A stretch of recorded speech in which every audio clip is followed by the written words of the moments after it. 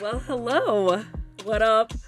Welcome back. Welcome back to the Willow Hour. You guys are here.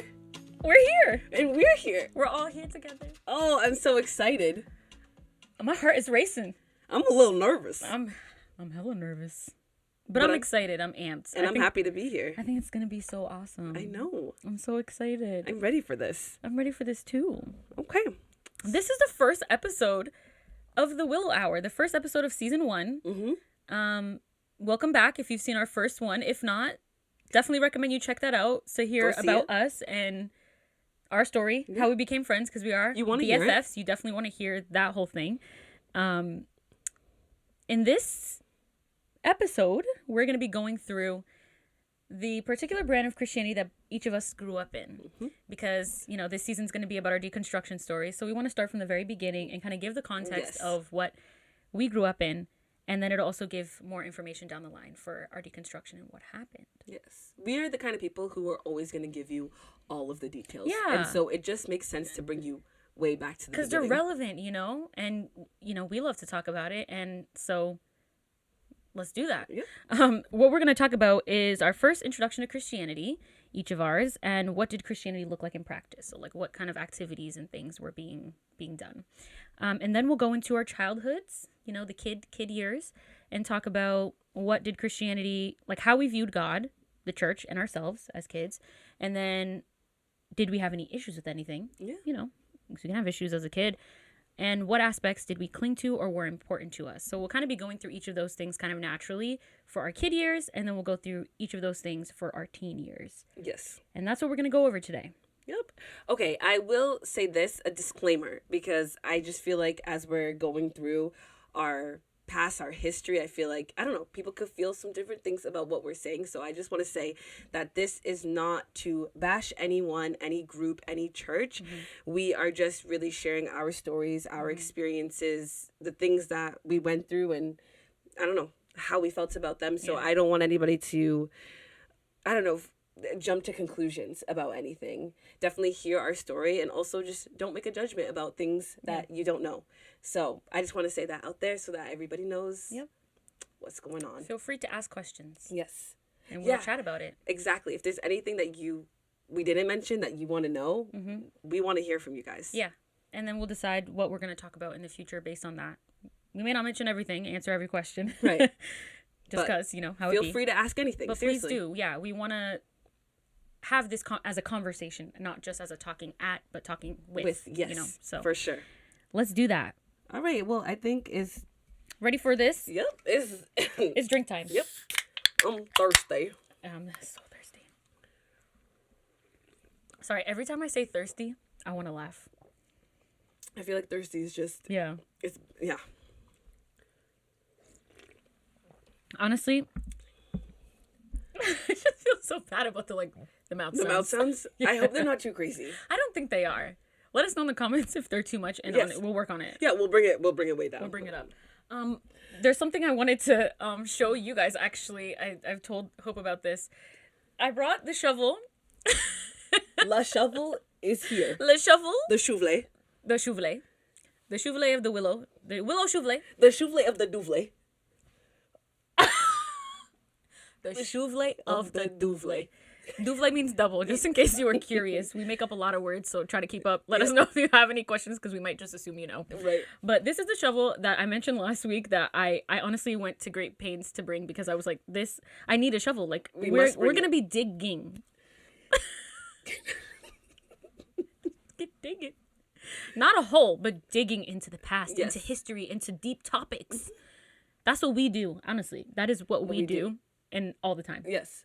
So the shovel, the shovelet? The shovelet of the doublet will be here as part of our podcast's presence today. So enjoy, if you can even see it. If not, we'll just make sure to let you know that shovelet is here. Shovelet. Of the douvlet. Of the douvlet. All right. So we're going to get into it. Yeah, let's get into it. Let's get into it. So we go start, and I feel like the way to just open it up is to say, I was raised in a Christian home. Whatever that means. But I feel like the people who was raised in a Christian home is going to get me when I say that. But what it really means is that there was no moment when I was first introduced to Christianity. It was always a part of everything. I was birthed into it. It was the way that we did life, the way that we saw life, the way that we interacted with life. It was reality. So there was no beginning moment for me. It was just always a part of it. And so what did that look like in practice? Well, we went to church religiously every Sunday. That was just like, it was no question about it. Like there was no, unless you were, I guess, like sick and really ill, then that was the reason why you would stay home. But you were going. You were going, and there was no excuses. We also went to what a lot of people would consider like midweek. We didn't go as consistently, but we did go pretty often. And it was kind of like split into, like, at least for the kid years, teen years, it was split like gender specific, where the girls went to missionettes and the guys went to Royal Rangers. So, part of it was also like, I feel like a big part of like Christian culture is serving in the church. So my mom served consistently in the Sunday school, like kids teaching. And then I just followed suit. As I got into late elementary school, I just started serving with them. Honestly, as the years, we went to mad different summer camps. We had, your typical like retreats. We could go into what that means later on, but we're going to give you the words for it. Vacation Bible School, which is really just a week of like fun, and then ask you to sell your soul to Jesus. We did missionettes retreats, the thingies that I was doing on Thursday night, and then we also did youth camps. I also participated in a dance group called Gold. Gold stood for I didn't know of that. Yeah, Gold stood for something, but I don't know. Yeah. And then, okay, I really feel like I had to add this one into it because we did these Christmas shows. They were called Christmas City. Yes. And they gave each of us who was participating in Christmas City a sweater. It was a Jesus sweater. And so every year at this Christmas season time, we would all whip out our Christmas City How have I never sweaters. seen this sweater? I don't have it. I don't know if maybe my mom has it. Yeah. And we would all wear them to school. Like it was a thing that we did. We're like, this is how we're going to represent Jesus, that for everybody who needs to know Jesus. And we are going to wear these sweaters. And we wore them so proud. They were bright red. And they looked like you was doing something. And then we would give invitations, because they would print thousands of invitations. Everybody was to take their own stack. Yeah. And so I took these stacks, I gave it to my teachers, everybody, strangers on the street. Everybody was supposed to come to Christmas City. And I think it was like my second to last year of elementary school, and they banned religious like clothing. Yeah. So we could no longer wear our Jesus sweaters to school. Wow. Of course, it was a stink because the church always feels persecuted. So we were just like, this is not right. But yeah, anyways, in everyday life, we just prayed. I feel like it's a big thing that you do. You pray. One thing we did do was pray every single night before bed. We would get into the room. That's a good question. It definitely stopped sooner than I wanted it to. Oh. But it was sweet. Mm-hmm. So, yeah, that's me. Nice. Well, I know. I feel like that was just a lot. I know. That's a whole childhood. I know. That's a whole childhood. Is it?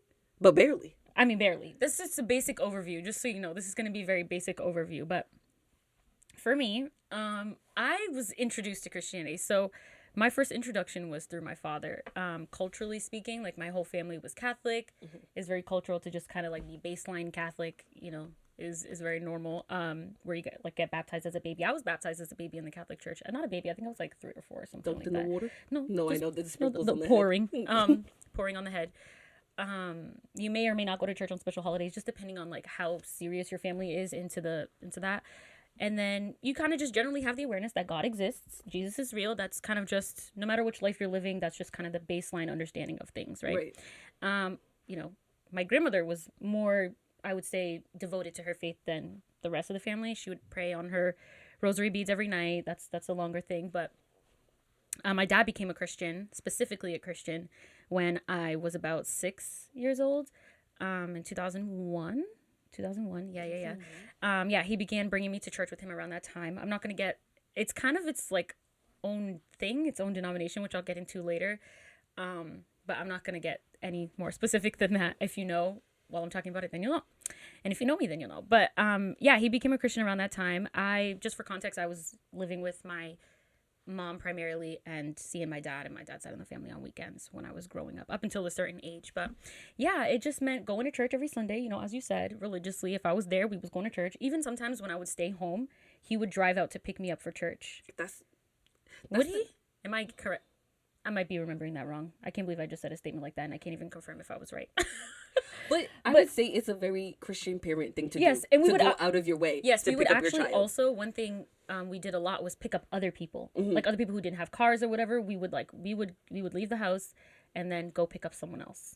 And then we would drive to church. Like we would carpool people, you know, because everybody gotta go. Everybody's gotta go to church if you want to go, and if someone will be willing to pick you up. Yes. So we I don't really remember like a lot of things I did. I did like you know, Sunday services when, you know, we would be separated in the kids ministry. There's not really much interesting going on in the kids ministry other than like learning the books of the Bible and doing like little sheets of stuff. Right.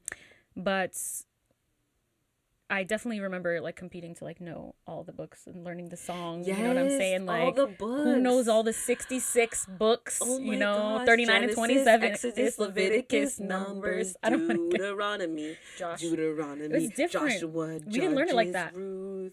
We had first and second.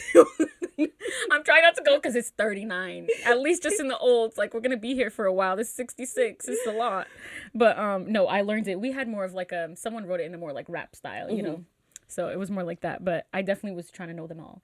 I can't remember getting to the end though anymore. But we also did like Friday Devos every once in a while. I didn't go them all the time because, you know, I didn't live with my dad, so I wasn't going to every situation. The adults had like a midweek thing, and we did Friday Devos like monthly or something like that. It was more like an auditorium, like a bigger group. And then when I got into my preteen years, I started going to like Bible talks, which are more like in someone's living room where you like, you know, stuff like that. But I did go to camp 3 years in a row. There were more, but I didn't go to all of them. I went what years were they? 10, 11, and 12 years old. So 6th, 7th, and 8th grade. I was, you know, a little younger as usual because I was always younger than everybody in my grade. But yeah, that's what I went. My middle school years, essentially, I was going like in like August, like the first week of August or something like that, going to camp. That was really yeah, that's kind of what I did as a kid. Really. Anyone who's been to a Christian camp knows Christian camp. Even though they're I'm gonna get into it in a bit. Flavor. Yeah, it's a specific experience to go to Christian camp. It is. It's not a regular camp. Nope. It's just not a regular camp where you're just doing regular activities and singing regular songs. Nope. Singing very specific songs and saying specific words and prayers and things. But yeah, that I can get into more when I talk about kids, but that was kind of the general gist of it. Right. All right, so I feel like, that was the intro. I'll get more specific into the kid years here.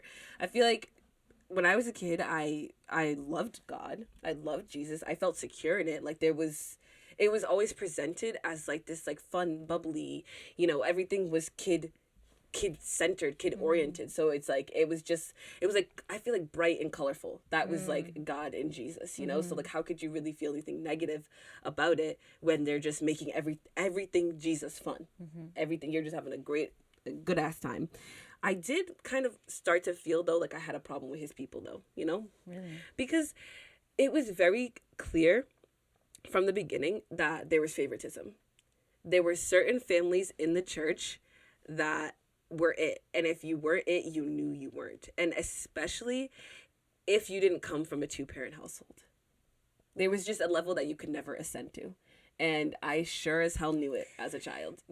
People think that kids aren't like catching all of this shit, but I was like, oh yeah, I'm not being picked. It was really clicky, and like when the Christmas shitty shows came around, only specific kids were chosen for the main roles. I was never going to get a main role. Oh my gosh. So, anyway. That's ridiculous. I can't remember feeling like too negative about like myself in like, I didn't view myself negatively within Christianity just because everything was all like, I don't know, sprinkles and rainbows and all that stuff. But I wanted to go to church when I was younger. I feel like it was mostly the social aspect, because what was church even when you're in elementary school? Nothing. Yeah. It's just fun. I'm having fun with my friends. We're doing activities. And I don't even think I really had a full concept of sin like that. I was just like, don't do this, don't do that. But really, I'm a child, so what am I really getting into? And I feel like I didn't feel better than other people. Like that came, I don't know. I feel like there's just this essence, but maybe because I was always in the like bottom of the group at church, that like, who was I about to feel better than? Because other people was feeling better than me. Some memorable moments. I will say this one show, once a year, we'd have this big show. I think I know this. This one, I don't know. I don't know if I told you this one. Maybe I'm just incorrectly assuming what you're gonna say. It was just like this kid show. And these people would come and they'd bring an entire like puppet show and everything. It was so fun. It was so incredibly fun. Mm-hmm. And they had this thing called the interrupting cow. And the interrupting cow puppet would just interrupt at any point in the show. So it was fun because you're just like, the interrupting cow is going to come. And the interrupting cow came every single year. They never changed the animal and it showed up every single time. And so it was fun. But that was like I would say that once a year experience was probably the biggest, like, you want to give your heart to Jesus moment, because it was all fun and fun and fun and fun. And then there's going to be this one night where everybody was going to sell their soul, you know? Everybody's going to run and enthusiastically, 5 years old, just running up to the altar, not knowing what the hell is going on. But yeah, it was fun. And then I remember I think I was in, what classroom was it? I think I was in second grade. I prayed for this girl's ring was stuck in the classroom. And I was like, this is a moment. I know I have special powers. So I prayed for her and her ring came off. And I really believed that God was real in that moment. Because I was like, I prayed for her and her ring came off. You just made me think of a memory, actually, where I prayed for something. Remind me to say it. I didn't write it, though. But yeah, that was a moment for me. Because I was like, that's huge. I have something I can offer her. And it worked. So God is real. Yeah. And the last memorable moment I will mention is that this well-respected woman in the church pulled my mom aside when I was in 6th grade and proceeded to spend like 15 minutes telling her why my skirt was so short. I mean, why my skirt was too short, and pretty much that she should be ashamed that she let me leave the house. And so therefore my mom felt shame, and because my mom felt shame, then she put that shame on me, and so I felt shame. So yeah. Childhood. In the church. Yes. Let's hear from you, girl. Good times. Yeah. Yeah, for me, I would say I didn't really see God as a friend or like someone close to me growing up. I definitely felt God as more of a parent, you know. I knew there were rules and I picked up on how like I was supposed to be. I just was telling you the other day, this wasn't even in my notes originally, but I had to add it after I had this memory, but the way that I saw God's omniscience was like, I would always think about like, okay, God is seeing me at all times. God knows what I'm doing at all times. So I had this image of like there being a camera in the corner of my room that like all my activities were being like monitored. I guess probably because my mom watched a lot of crime shows. Like that just was my way of like knowing. That was my only way of figuring out like how could someone see something all the time. Right. So I would always just, I don't know why, I would like look in the corners of it's like really strange. But I just felt like there was a camera there. Like I felt like I was being like he was sitting in front of a screen and like watching everything I did. Not like he was in the room. Sometimes I felt like that, or I tried to make myself feel like that. But mostly it was just like there's something up there. But anyway, that's how I saw God's omniscience as far as like me being at home and stuff.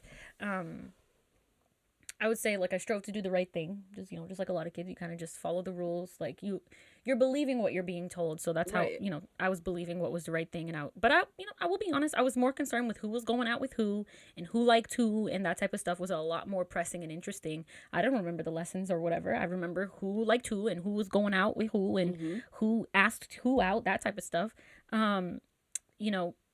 My friends and my romantic interests were just more important. All of our romantic interests were like kind of more important than anything else. There was so much crushing, so much drama, so much like this person running across the room to this, telling this person in the ear, whispering. Yeah, one time this boy told me I heard that he said that I look like a rat, and that honestly broke my soul. It was so bad. That stuck with me for years, I will say. Honestly, like if he ever comes across this, like don't feel bad. I mean, you were just a kid, so. It happens. Kids shouldn't say things like that. People shouldn't say things like that, but he was a child. He was. We were children. But it broke my heart. I wasn't even into him like that, but just being told that type of information, anybody, I was honestly devastated. Yeah. I was like, do I? I mean, it doesn't matter. But anyways, yeah, for those 3 years at camp, though, I would say I don't remember the lessons. I remember who was going out with who liked who, my love interests during each 3 years, the times that we did that we weren't supposed to do, or that type of stuff. Yes. But I tried to do the right thing, and I remember one time that I had a boyfriend, and I wanted to do the right thing, so I was like, we were like a conference or something. I was like, I need to like confess to my dad. Like, I need to tell him that I'm like, I know, confess, that word, but yeah, I felt like I had to confess because I was like, this is like a secret, and like I'm just like, the guilt was coming, Mm-hmm. So I went up to him and I told him, and he was like, you cannot see him. I know this boyfriend, right? Yeah. Okay. I mean, I don't know if maybe you remember exactly who it is, but yeah, okay. I've told you who it is. You know who it is. But yeah, I told him, and he was like, you cannot see him for the rest of this event. We're going to have a talk with his parents. And honestly, on that day, I was sick to my stomach. I remember looking back and like pretending I was sick. Sorry. I pretended I was sick. But honestly, looking back, I'm like, how could I not have been sick? I was sick to my stomach. I was terrified. I didn't go. We drove all the way there, and I was just like, I got to... Please bring me back home. They also live down the street, so we literally just drove me back home, and he went back. Till this day, I don't know what they talked about. I don't know what they talked about. But what was the memory I was gonna? Did I say something? You said praying for someone. Oh yeah, and like there was at one point where I didn't study for a test, and I prayed to God. I was like crying in the night. I was like, please do not. And the next day, the test did not happen.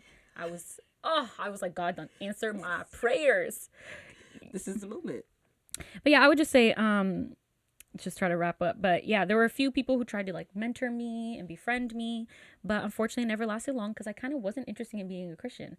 The way that this church operated was, it was becoming a Christian was very much more of like a calculated decision that involved other people. Mm-hmm. So we didn't have like altar calls or sinner's prayer. Different. That was not a thing. So to become a Christian, you had to like study the Bible with mentors and like really understand the commitment that you were making, and then you would be baptized, which would then you be a Christian. So I was just not really interested in that heavy commitment, and not a lot of kids really did. It was like 13 was like the youngest that people did it, and I didn't, but I just wasn't interested. So I had relationships with some mentors, some women who were mentoring me, and I enjoyed them. And a few times I started studying, and then I was like, maybe not. So that was kind of how it went. They definitely meant a lot to me at the time. You know, I had a lot going on in my life as a kid, so they made me feel seen. Right. They took an interest in me. They really encouraged me. And so it mattered a lot to me. It was just like the whole commitment and everything. And it was very serious. Like Christianity was serious in that church. Like it was not that any other church takes it not serious, but it just was very serious. So I felt that there were things that you couldn't do until you were baptized. Right. So it had to be something you really, really wanted. Yeah. And I wasn't there.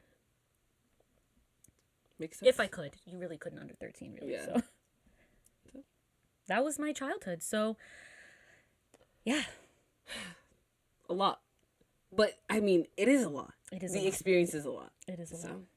All right, so I feel like before I go into my experience as a teenager, I want to say, like, the way that I'm talking is, I'm going to use a lot of satire, and it's just the way that I'm going to speak about it, and I don't want anybody to feel, like, offended by the way that I'm talking about it, because it's just... It's hard for me to put myself back in that place of what it really felt like when I really believed in Christianity, and now I'm so far out from it that this is just the best way I can honestly portray my experience. Mm-hmm. So getting into that, I feel like when middle school came around, that's when I feel like stuff really started to change for me, because that's when I started to really deal with like just like big life issues outside of, I don't know, church, school. Like the home life was shaky. And so I feel like I was entirely preoccupied with all of the, I don't know, issues I was having, the difficulties at home, my identity issues, just self-esteem, all that. And I didn't really have energy to put into what I thought about God at that age. But I do remember that I was so like adamantly against cigarettes, specifically cigarettes, and then drugs and alcohol. I was like, never, not me. Yeah. Will you ever catch me doing any of that stuff? And then 8th grade happened, and boom, it was different. So, yeah, that was just, I remember I was like, I am dedicated to the innocent life. Whatever that meant, I was so serious about it, and I really looked down on people who participate. Like, you took a puff of a cigarette, shame. But wow, the things really, you really eat your words, and that's just how life happens. When starting into high school, I feel like that's when I really started to feel like responsibility for my faith. Like now, this was the age in which I couldn't just like, I don't know, no one was going to excuse me for being a kid. Now people expected me to have some type of personal relationship with Jesus. And that meant something. That meant knowing the Bible. That meant, I don't know, doing the right thing, doing Christian things, and like living this specific type of life. But for me, that's also when my double life really began. Yeah. Because I realized, wow, the kids at church seem to be living a very different experience than I'm living. And I wanted to live the double life because church was always important to me. And so I don't think I could have ever given it up because there was my best friend was there. So I was just always going to be there. But then also all of my other friends were in this other life. And I could be so much more myself there. It was fun. I don't know. And it's just, like I said, I wanted to live the double life, and I lived that double life well. I mean, if you're hearing this and you knew me then and you didn't feel like I was doing that good of a job, let me know. But I felt like I had it on lock. The people in one life thought I was really sold out to this life, and the people in this life thought, I would say the people at school and the other people were like, I was probably the good one out of the group. Yeah. But the people at church definitely had no idea what was going on. And I really became an expert liar. And I felt like my shit was tight. I feel like that's common growing up in Christian church. You have to become a liar. Yes, you do. Because there's an, like, especially at those teenage years, there is so much to explore. There's so much like you want to touch. And you're not allowed. And you're not allowed to do anything. You have to lie. You have to lie. So I lied. I remember sitting a lot at that point though, because I was taking it more seriously, or like I felt more responsible for it. I was just like, then why do bad things feel so good? Why do I want to do these bad things so much? And also, why is nobody talking about these real things? So then if you're not talking about it, I sure as hell am not talking about it. And I feel like, this is when, like, I feel like purity culture was really pushed on us, and everybody was fake. I just didn't want, like, I don't even like to use that word fake. What does that even mean? But I just felt that the people at church I couldn't connect with because nobody was talking about life in any type of real way. And it was just a lot. And on the other side, I did feel, though, I was responsible for all of my friends' salvation. I felt like it was me. And so as I'm sinning with them, I'm also dragging them to hell. But we're having a good time. So anyways, I feel like I have to mention this one memorable moment, and I'm gonna do it really quick, but I feel like it needs a whole episode. I believe you. Oh, okay. Because I believe you. I went to what we call JG. Yeah, Joshua Generation. That's a whole episode. And the best way I can sum it up was that if they asked me to drink the Kool-Aid, they told me that if I drank it tonight, I would ascend. I would have gulped it down, because that is how deep I was in this experience. It was like,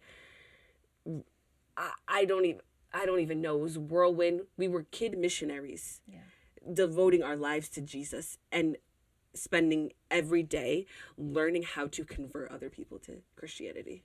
It was all that it was. And so it is, I came out of that experience like I was determined to change my life. I was like, no more drinking, no more smoking, no more boys, no more nothing. And I came out and I was passionately telling my friends about it. I was like, guys, I'm different now. I will not be participating in any of the things that I participated in, and I am begging you, urging you. I wrote this long ass letter, and I was like, please choose Jesus too. Please choose Jesus. Like, I want this for you guys. I want this for all of us. And then it was October. This camp was in the summer. By October, I was back to my life. It be like that. Yeah. That's hard. I really tried. I was journaling every day that But you came to your friends, though. Yes. You were telling them. I did. And they were happy. They weren't happy, but they were happy for me because they respected it. And then I just let them down. So, yeah. Yeah. Wow. Honestly, I don't even know how to go. I don't even know how to move on from that. It was honestly, no, because I totally believe and I agree that that's a whole. I mean, I don't know if we're going to do that episode now or anything. It's not part of the plan, but that's a whole. I mean, when you said an episode, I was like, that could be a season. Yeah. That could be a season. It is. That was one of the first things I learned about like your Christian journey. We'll talk about when I met you. That was huge. I know. I feel like I know it. I know. I was never part of it, but I feel like I know it. I know because you were. I know the organization. I know to participate in the adult version. The adult version. Yes, I was. It's so crazy. Whew! I was. I get the shivers thinking about it. Yeah, it's spooky. Spook is the correct Spook term. Nation. Well, okay, let me get into mine because we could really sit with that for a long time. Because honestly, I'm feeling a lot of energy through my body just thinking about it. But yeah, as I got into my teen years, some friends, some kids did get serious. Some kids were baptized, and I was just always watching like, am I gonna do that? Like that's really serious. Like honestly, I was kind of like jealous and guilty, but also like. I don't know if that could ever be me also. Like, It was a mixed feelings, Yeah, Yeah. But the rest of us coasted along and was just, like, still trying to, a little less free-spirited, though. Like, when you're a kid, you're kind of just like, you're running around, you're having crushes, you're going to church, you're going to camp. Like, it's all, you're listening, but you're, like, you're still having fun. Yeah. But, like, once kids start getting serious and you start, like you said, getting older and, like, you're supposed to be more responsible for your faith, you kind of just become a little bit more reserved and more secretive. Like all the things that you're doing are not as, you're more concerned about keeping up a facade for your parents and for like your parents' friends and all the whole thing. Like it becomes especially just more of, friends. Right. Your parents' friends? Your parents' friends and your friends' parents is what I meant. Your friends' parents. So like your parents and their parents. Everybody's parents is not in the everybody. Know. Yeah. Everybody has to think something specific of you. So I was taking it seriously here and there, but I also wrote that my double life was born around that time. Of course. That's when you have to start lying because everything's happening in your life. You know what I'm talking about? Those years of your life. So in my teen years, I really get into high school because we already talked about middle school. I went to camp. So, and that was a lot of stuff. We also did, I just thought of it while you were talking. We did dance performances, like me and my friends. We would do dance like on the at the camp when they had that like night, like talent show night. I remember you used to tell me about talent show night. We did. I'm not even gonna sing the song because it's like, do you want a revolution? We did that. That's memorable for me. I will never forget that Kirk Franklin song. But anyways, what you feeling? What you want, son? Who you come? No, we're gonna. Jesus is the truth, son. Okay, we're gonna move on. But I would say during high school though is when my aversion to Christianity really cemented. That's when it's like it's cemented. I was gonna say it started and cemented, but it cemented. I had a double life, but it got to a point where the dam broke and I was all the way back. Like I was all the way on the other side. I was not interested, really. I just started to feel like Christianity wasn't an ideal, it was a prison.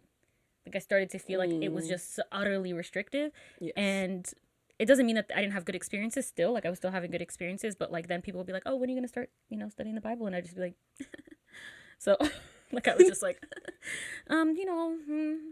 I was not interested. So I had my good experiences and I believed in God. I believed like there was a God, there was a creator. Like I felt like I still believed in that, but I just knew it wasn't for me.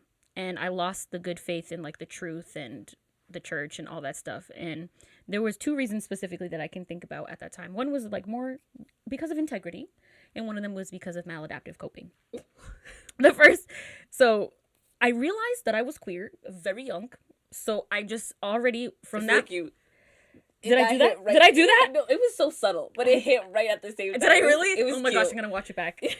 No, I realized I was queer at a young age. So I was just very much like, y'all are fake. Because if you say you love me, but like I hear and see you on this topic, how y'all talk about it, and I know I shouldn't tell you because things are going to change. So therefore, do you really love me though? Right. No. That's all you need to know. So I was like, yeah, I think I'm done because clearly y'all are fake. You don't profess the love that you don't live the love you profess. So I know that your love for me is limited. So at the end of the day, it is I appreciate your attention and affection, but it's conditional. So therefore I know that I'm not really there with you. So, and then the second thing was, I wanted to engage in things that I shouldn't engage in, that Jesus would not be happy for me to do. And I wanted to keep my free will decisions. I didn't want to be restricted. So I wanted to live my life, not my way, and not have Jesus try to tell me how to live in every moment of every day and tell me I can't do anything I want. So my disdain for church got to a point where I had to go. So, my dad would wake up and I would go to church, but I would also, I don't know if it was the time that it was my age, but like for a period, or they just stopped, there were no like teen separations for like teen service. I think there were like once in a while, but for the most part, like teens were now, you would go to the main service. Like there was no separation. Like you are part of the main. Right. And I would just sleep. Like I wasn't trying to purposely sleep, but I was tired. So I would fall asleep during the sermon, wake up, and I had no shame about it. Which is kind of crazy because I would have shame about it, but I had no shame about it. I was like, I'm tired. I don't want to be here. So I'm going to fall asleep. And if you want to be mad, you can be mad. But no one ever said anything to me.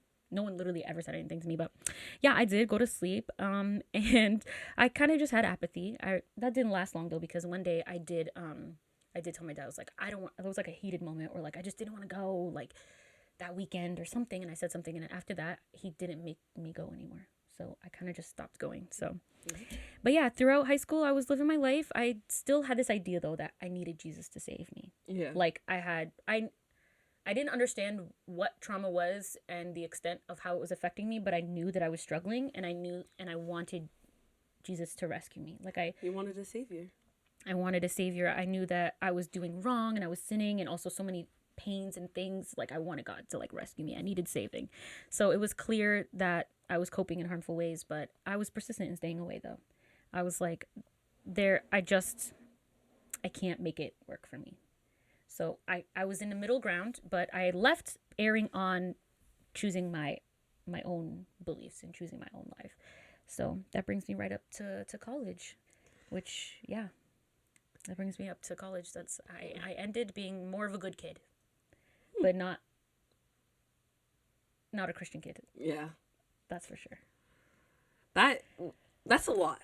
That's a lot, guys. Yeah. Digest it. We've covered so much. Digest it. If you have any questions, I feel like I just started to just smush so many things together. No, we really smushed. Because I was just like, I don't know. I'm going to give you anything that makes sense to give you, and I'm going to hope it comes together. I hope it came together. I'm going to have faith. I'm going to call on the spirits of the podcast. Spirits of the podcast. And make it come together. Yes. But that wraps up at least the most, I feel like, general overview we could give of those years. Super general. And if you have any questions, please let us know. Yeah. I don't even know why I would say those words together in that way. But next episode. Yeah. Next episode.